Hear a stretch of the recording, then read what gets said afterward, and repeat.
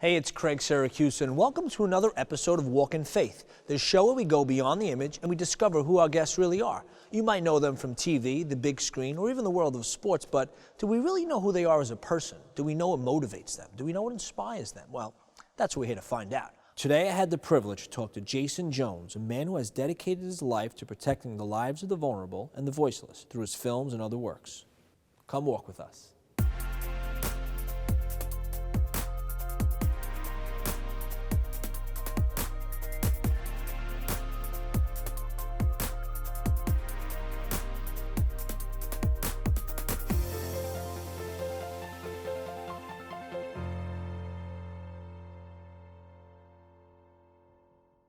Thank you so much for sitting down. So, of course. I mean, it's an honor to meet you in person. I know, I've heard your name around, stuff like that. And you've been now involved, with your faith for a long time. Like, was it always like that? Like, what led you to that? No, I'm actually a new Catholic. I think of myself as a new Catholic. August 6, 2003, I was baptized and confirmed. But I've been involved in pro-life work and social justice work since about 1989 when I was 17 years old. So I was an atheist for 13 years. Before I became a Catholic, active in the pro-life movement.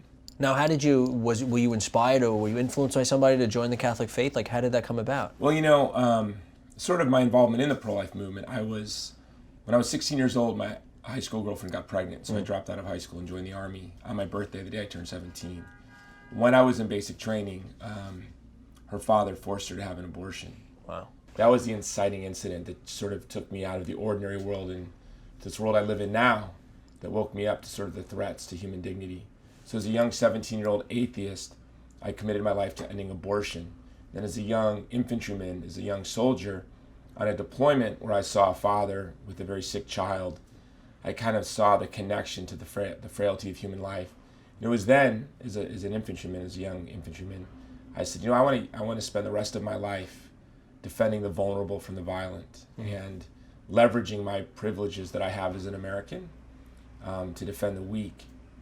Doing that as an atheist in college and then a little bit beyond, but while grappling for the source of human dignity. And so I was in the pro-life movement. So I was surrounded by good Catholics, but I was also scandalized by bad Catholics. And so I had this big barrier. Yeah. But it was really me sort of pursuing the question, what is the source for human dignity as a graduate student? And I came to understand that really Christian anthropology gave the only explanation that I could accept for the dignity of the human person that I saw. So I looked to revealed religion, broadly speaking.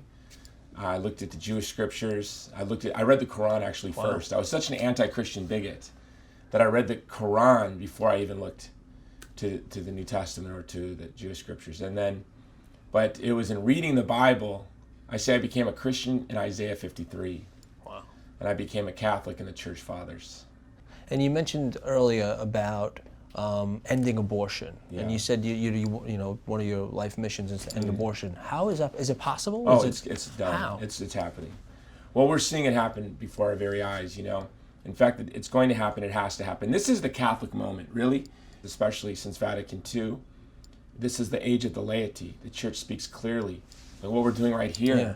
It's the role of the laity to share the gospel of Jesus Christ through media, through business, through finance, through education, through government and international affairs, through the legislative process. It's the role of the laity to advance human dignity. So what a great time, what a great place to be a Catholic. There's never been, since the incarnation, there have never been Christians with more influence, with more power, with more formation, better knowledge than lay Catholics today in the United States of America. But it is a privilege.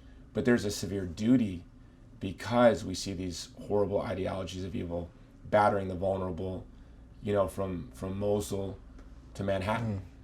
And you say there was something I read about every day in the morning and at night you say something. What is that? Oh no, I don't know. I might have said the first thing I think about. First thing you think about when I wake up, and it's true, is ending abortion, and the last thing I think about is ending abortion. And it's not just abortion though. Really, I'm kind of obsessed with this idea that there are vulnerable people, not weak, because some of these so-called vulnerable people, or these vulnerable people, they're not so-called, they're stronger than you and I. I am in New York right now with the Yazidi woman who was a slave of ISIS, who outsmarted them to preserve her sexual integrity. They tried to rape her. She feigned to be mentally ill because they believe that if you rape a mentally ill woman, that you can become mentally ill. Wow. I think you're already mentally ill if you're thinking like that, but that's how they think.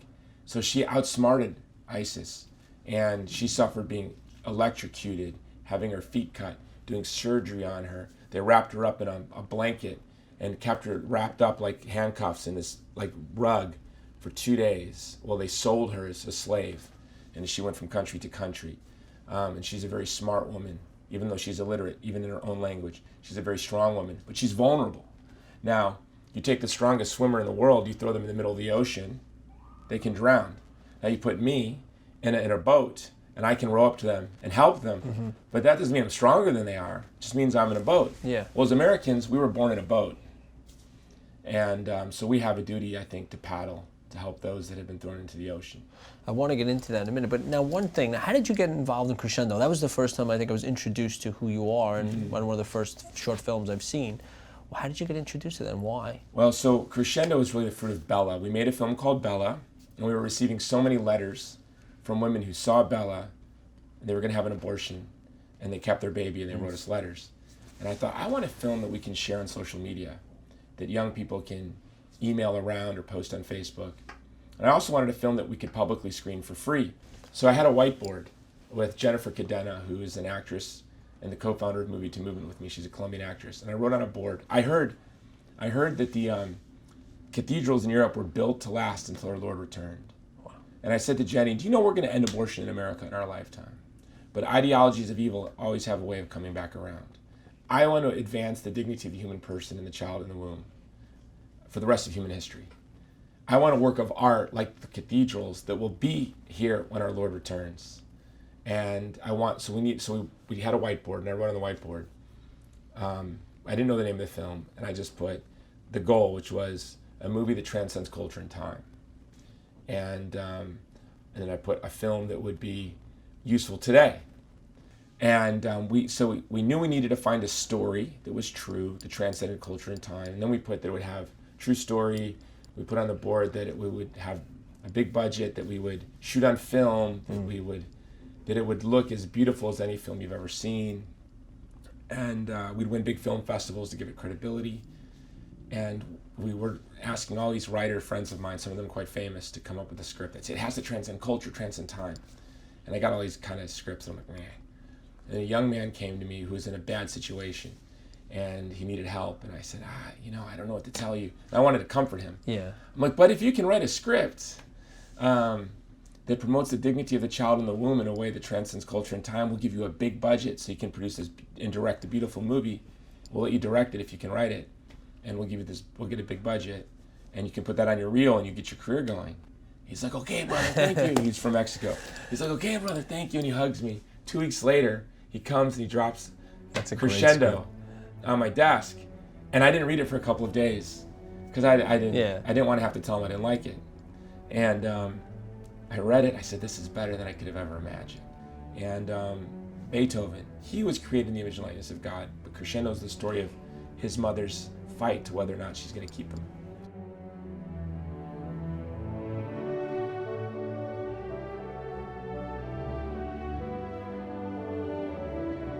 The point of Crescendo, or the point of saying we would have lost Beethoven, they're worth more than their work of art. And every child that's lost from an abortion is God's work of art.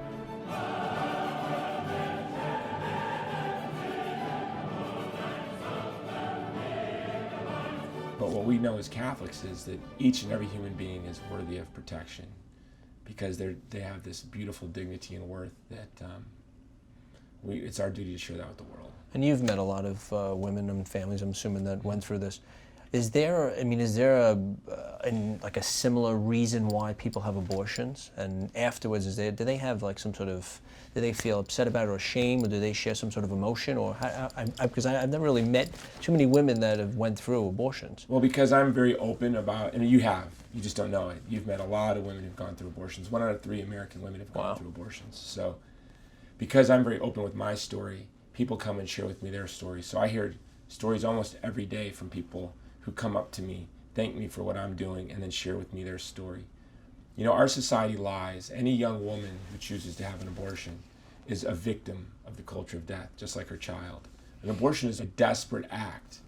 And the Supreme Court of the United States is lying to our women, young women who find themselves in these crisis pregnancies. Politicians are lying.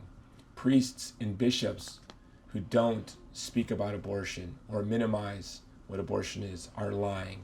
So when a young woman finds herself in this crisis pregnancy and she's scared and she doesn't know what to do, it's very easy at that moment to believe the lie that it's not a human being inside of her. It's just a grain of sand and a teaspoon of blood is a Planned Parenthood talking point.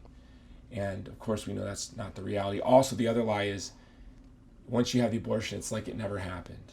Of course, once you have the abortion, every moment of your life is going to be filled with this quiet sorrow of what you participated in. And that's the truth, and that's the story I hear. You know, I had a Chinese woman worth hundreds of millions of dollars come to Hawaii. She wanted me to make a movie for her. She asked me to meet her on a Sunday.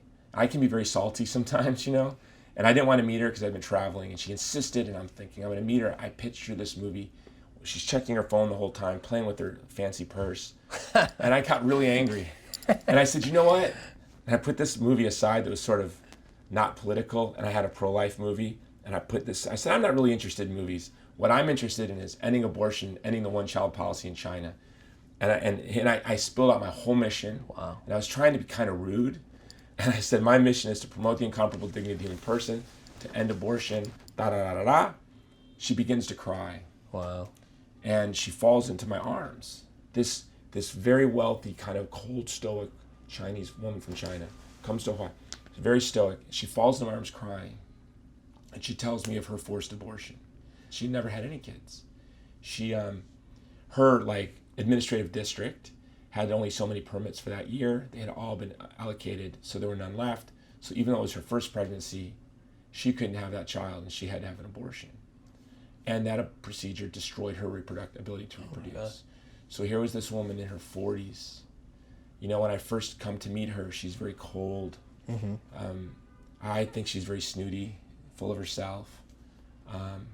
But then this little she shatters. And her whole life had been addled.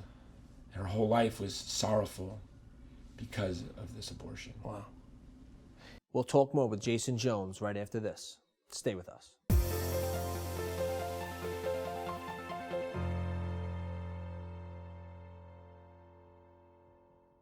So I know you said you were traveling for a few weeks. What was it like to travel to Iraq? You know, I was in Iraq and Kurdistan, and I didn't expect to be impacted the way I was. I'd been to Darfur and other horrible places, but not horrible places, actually beautiful places with beautiful people, but I'd been with them in the midst of their horror. And so I wasn't expecting to be so impacted. It was heartbreaking. Wow. And I think what made it really heartbreaking was, to be blunt, we are absolutely responsible for everything that is happening in Iraq right now.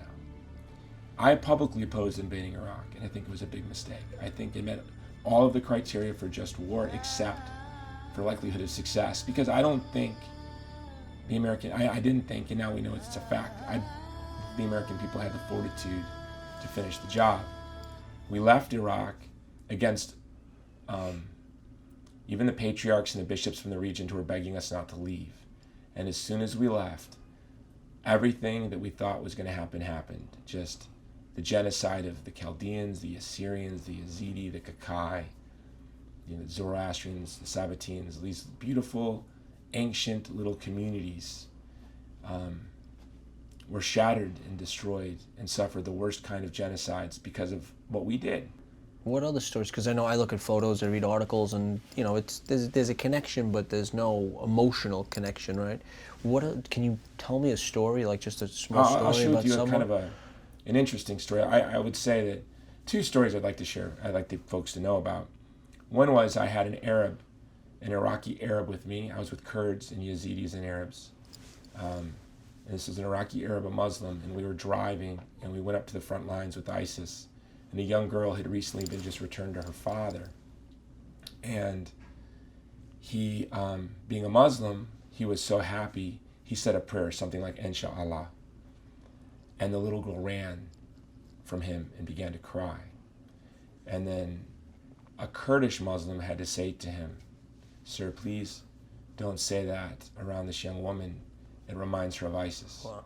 And this Arab Iraqi man, this pious Muslim man, fell to the ground and began to wail. And he said, you as a Catholic, could you imagine if a little girl would run from you in fear for her life because she heard you praying a Hail Mary or something?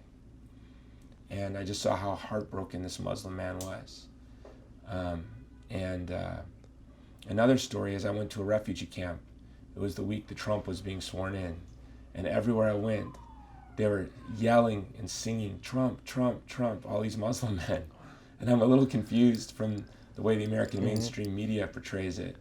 And so I interviewed them. I have them on camera. I said, do you like Trump? And they're like cheering. They love Trump.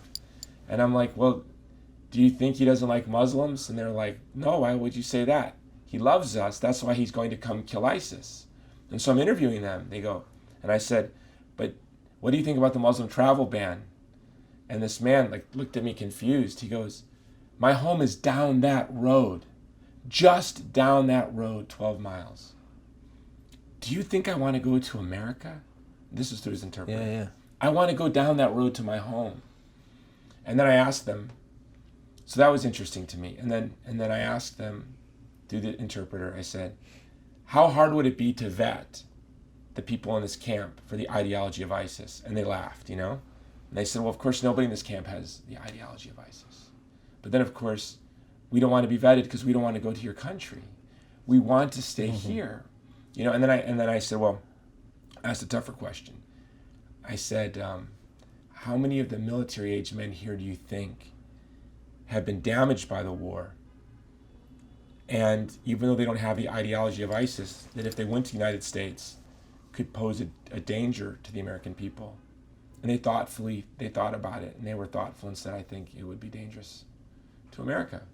And now Christians are being persecuted, and I'm assuming, I know in your documentary you're going to touch on that. Do you think, it's two-part, do you think the Catholic Church is doing enough?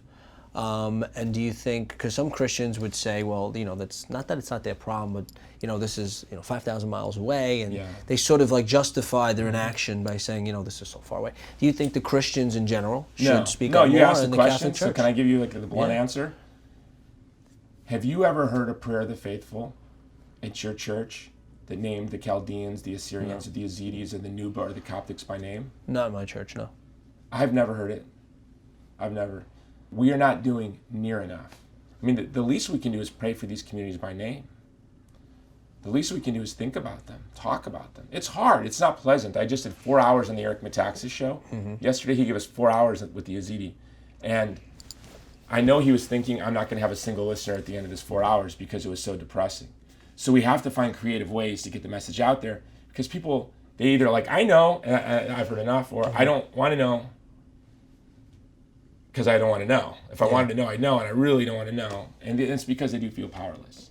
But as somebody, I can tell you, we are so powerful. I'm a high school dropout who was last in his class. I was a teen parent. I've published a book on genocide. I told the Yazidi when I was in Kurdistan, I'm going to be your voice. And this week, I got a young Yazidi girl to meet with the vice president, to meet with Kellyanne Conway, to meet with key members of Congress, only because I did it. Anybody could have done it. Anybody watching could have done it. I did it. Anybody could have flown to Erbil and jumped in a car and said, take me to camps. Anybody can do that. And I have 7 children, but this is my apostolate. I'm not saying everyone should do it, but anybody could do it. But we can all pray. We can all donate to relief organizations that are doing this work. We can all definitely go pray in front of Planned Parenthood. We can all get to know our local neighbors without homes. My daughter's been with the homeless since she was 17, going down there every morning. And people always say, how could you let your daughter go do that? She wants to do that. Well, don't you know this or that can happen? Of course, yes. But so, it's the habit of loving our neighbor. We really need that habit. She's a Catholic woman, and she has a heart for our neighbors without homes. And she and I are willing to take the risks. My son right now is in the Middle East fighting ISIS. And he messaged me, we have a prayer, a boys' prayer. We have a family prayer, and then the girls go do their prayer, which I have no clue what they do. Yeah. And we do our prayer, and this is our prayer. We pray God, we beg you to throw the Jones boys between the violent and the vulnerable. You just pick us up and throw us between the violent and the vulnerable, time after time after time, and make us suffer any and all consequences. We beg for it. In exchange, always keep the Jones girls safe. And in exchange, please that us and all of our posterity die in a state of grace. So this is our prayer. We always pray this. How long have you been doing this prayer for? Oh, 10 years. That's Yeah. So my son messaged me on Facebook and he said, Dad, you know, I realized that being here where I am right now, it's God has answered our prayer. Now, how do you know, like for your son or for you, how do you know you're following God's plan? Well, I can tell you it's not my self-desires. A lot of times people will say, Jason, well, you love what you do. I'm grateful for what I do. I'm a homebody. I don't even want to leave my neighborhood, you know. I like to just be with my family, my 7 kids. Oftentimes, when this young Yazidi girl came, my friend was having a big, beautiful wedding in Mexico that day on May 13th, and all my friends are coming down for the wedding, and I had to say, I can't come to your wedding. And I get to see all the pictures on Instagram of this big, beautiful, festive wedding in Mexico. And I was staring at a ceiling, listening to Audible books, you know, working on my emailing, trying to get meetings for this young Yazidi girl. So oftentimes I'm doing exactly the last thing in the world that, I shouldn't say the last thing I want to do in the world, but the second thing I want to do. Yeah. What I want to do is be with my family. But I have one mission, which is to promote the dignity, it's to protect the vulnerable from violence. And the ways that I seek to do that is using film to tell the truth about the beauty of the human person. And also by advancing Catholic social teaching, which is the best. It's like an architecture of protection around the vulnerable. So that's sort of my passion. So right now I'm writing a book. I just finished, I had my first book come out 2 years ago. I'm working on a second book on social justice. What is authentic Catholic social teaching? Not this sort of victimist faux social justice that just echoes the popular opinions of the world. And I'm producing several movies. I have a column at the Stream. Wow. And you're working on a documentary currently, Working on a documentary right now. Yeah, really to bring attention to the plight of ethnic and religious minorities in the world. So the last question, I was like, should I ask him this? This is something, when we spoke about persecution, I thought about this from silence, right? So now let's say, you know, it could be you or me, whatever, you know, you get the knock on the door, right? And it's someone from ISIS or a terrorist. And they ask you, you Christian, right? Or you non-believer. Now you know the fate of your life, but more importantly is your family's life is dependent on that decision, that what you say next. What do you say? What would you say? I don't know what I would say. And what does God want us to say? So glad you asked me that question. I don't know what I would say, but I know what God would want me to say. And God would want me to say, I'm a Christian. Now, if I was hiding Jews upstairs, and they said, are there Jews upstairs? I know God would want me to lie. Of course he would. You know, he would want me to lie. But he would not want me to defend others, but he would not want me to apostatize. You can look through scripture and there's example after example where God is telling women they're blessed for deceiving wicked people. And you can tell an untruth, you know? So listen, but in silence, this is I think where this is coming from. There's this big controversy where these priests apostatized, and they should they have apostatized to save lives? Well, listen to this. Imagine if those priests did not apostatize, and imagine if Japan was Christianized, and imagine then if you didn't have the Pacific War in World War II. You didn't have the rape of Nanking then because you had a Christian Japan. You didn't have Nagasaki and Hiroshima and the firebombing of Tokyo. You didn't have all those Marines that died across the Pacific War. You see what happens when you apostatize? We don't know. But I'm not going to hate somebody because they apostatized. I probably wouldn't hate myself, to be honest, if I apostatized. And I would probably be able to forgive myself, and I would be able to forgive you. But I beg that God gives me the grace. You know, I will say this, that Eduardo Verástegui and I, therefore, asked to go share the gospel with radical Islamists, and we did. And they took us on a little barrel raft across a river, and we were greeted by Islamists, and we shared the gospel with them, and it became tense. I joked, they did say they were asking for permission to kill us. Wow. They radioed for permission to kill us, and I joked that it's kind of not a joke. For a minute I thought, I guess I'm going to have my own prayer card. And then I said, oh no, it's going to be Eduardo and his companion, you know? It's going to be Eduardo like this, then me in the back like this. And I thought I need to start a union for companions. I need to get equal billing. But in that instance, and Eduardo showed no fear too. In that instance, we were brave. In another instance, I might not be so brave. And if it was my wife and children, I might apostatize to save them. But we know what God wants us to do. And God wants us to tell the truth. Exactly. But he also wants to stand up for the vulnerable. And if I have to deceive the wicked to protect someone else, I will, but not to the point of denying who I am, a believer in Jesus Christ. Yeah, it's something I struggle with and I think about a lot. And yeah, I know in the moment you become courageous. You hope and you pray that you do. And I've seen it in myself. But I think about that a lot. How many times have we probably done little apostatized little ways at dinner parties where we just were quiet because we didn't want to embarrass ourselves in front of a potential client? I don't know if I've done this, but I probably have, right? These little apostatizing moments.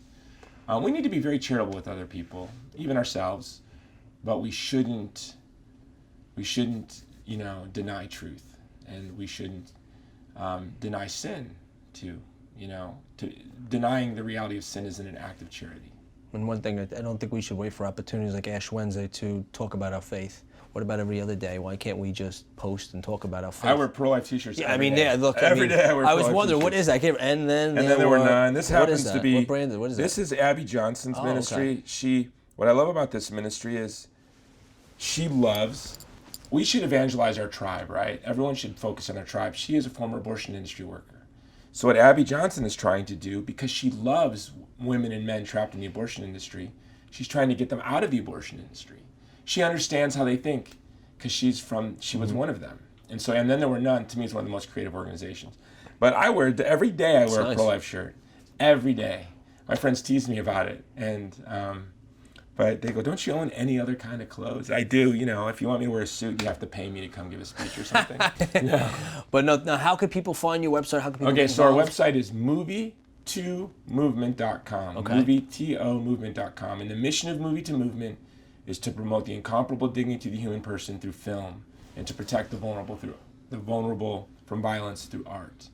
But everything we do is really grounded in Catholic social teaching, a Catholic understanding of the human person.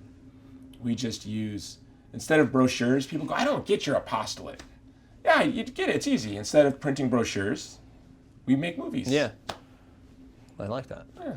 I'm going to let people know, and whatever Well, you need. thank you for coming down here to my tiny little Yeah, I know. I New feel York. like I'm on a cruise ship. No, this This isn't a cruise ship? This is the presidential suite. This is your city. This is I know. New York's idea of a big room. This is big. Well, thank you so much. All right, God bless you. Nice meeting you. Thanks. Well, that's our show for today. I hope you enjoyed it. Always remember, we have the ability to inspire and evangelize through our words and actions. Till next time, thanks for walking with us.